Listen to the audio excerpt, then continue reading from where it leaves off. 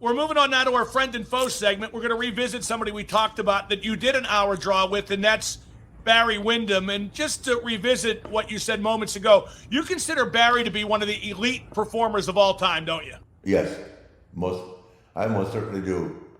Yeah, his career, he had a knee injury and, a couple of different things. But I mean, when Barry wanted to, when he was healthy, he was as good as anybody. Especially considering he's 6'6" and 255 or 60 pounds.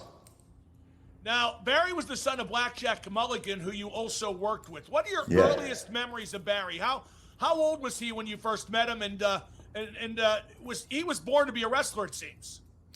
Yeah, but my earliest memories of Barry are being scared to death of his dad.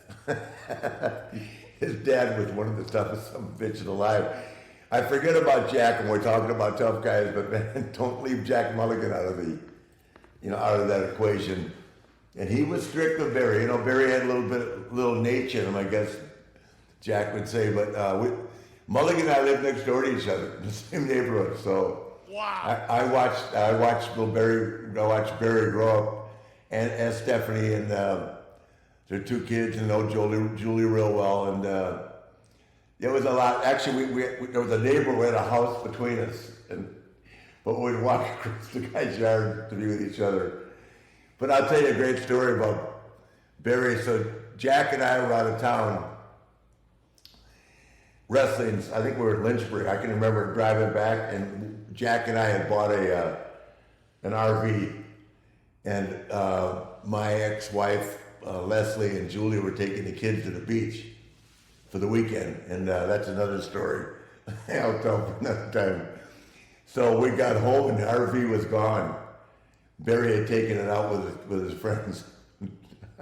Mulligan said, I won't use the language. Mulligan said, where's that RV? I said, I have no idea. I said, I'll be home if you need me, man. I sat out on the porch drinking a beer, watching Barry pull up. Jack hit that damn door in the side of the RV so hard it caved in the door. All I could hear was Barry hollering, Dad, no! No. Don't mess around with Blackjack Mulligan. Now, Barry didn't work anything like his dad, did he? No, totally different. Jack was 6'9", 320 pounds. People forget how big Jack was. Man. He was a big man. Was Barry a better heel or babyface? Well, he was a great babyface for me, but he was a damn good heel too. I liked him better as a babyface, yes. Now, I remember when Barry joined the Four Horsemen. That was like a total babyface move for you guys. You guys always got cheered to some degree, but I think the cheers got louder and became more plentiful then. Now, you kept working as a heel, and Barry, like you said, was a great heel. He's the second most handsome guy in that picture. No wonder the girls liked him. What after JJ? Porter Wagner? No, the guy in the green robe. Oh, okay, well. Look at Barry. What woman wouldn't love Barry Windham? And a lot did. Well, what did Barry do for the Horsemen? How did that change the dynamic? Oh, God, he was just phenomenal. I mean, just a great worker. I mean, Barry could do anything. When you got guys like that, I mean, Arn was the enforcer, and Arn had that great interview, and Tully was the technician, and a real good interview. Barry was this guy that could do the drop kicking on top of your head at 6'6". I could do anything. Barry could go over the top rope backwards, upside down. I mean, and JJ, of course, was the constant manager. And I don't know what I was. I was just lucky to be there, but I had fun. I think they were somewhat lucky to have you there, but I appreciate your modesty. No, I'm not being modest, but I mean, they would have made it without me. So they were all very good at what they did. Now, how come Barry was never NWA World Champion, except at the end when it really didn't matter that much? Because he certainly fit the mold of what they were looking for. I don't know, to be honest with you. To me, and this is nothing against Lex Luger, this all come out like I'm knocking Luger, but I would have put the title on Barry. But they had this dream for Lex, so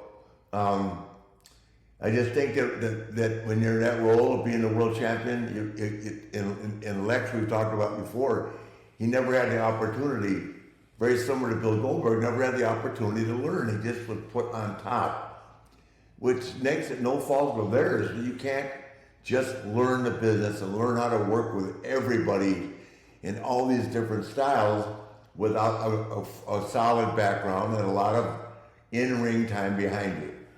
And Lex didn't have that, and Barry could work with anybody, I guarantee you. I mean, I could have seen Barry wrestling Steamboat. I mean, because Barry could work either way. You know what I mean? Where Ricky couldn't. Now, how come Barry never really got used right in WWE? He was I have no idea. Blackjack, he was the Widowmaker, he was a tag team guy. And boy, it just seemed like he never got his due there. And that's kind of weird because his talent was so obvious. You know, I don't know what the answer to that is. I just don't think Barry was that. I think Barry was just kind of such a nice guy. I mean, really one of the really nice guys in the business. I just don't think he he asserted himself that much into wanting to be. He just wanted to get along and be happy. You know, similar to me, but you know, when you're put in that position, sometimes you just got to stand up for yourself. And I don't know. I don't know why he wasn't used up there. I saw Barry. We run into each other on the road as the companies cross paths, but I don't know why it didn't work out for him there. I thought Barry was an underrated promo, Nate. I thought he was very earnest and believable. Yeah, just like Steamboat. Very calm, cool. Not no hollering, but very good. Yeah, Barry did not have a weakness. Now, when healthy. What made Barry a good opponent for you? Why did you two click like you did? Chemistry. You know, you run into a few guys like that during your career. You know, I've probably met 10 guys like that out of all the people I wrestled that I had that kind of chemistry with.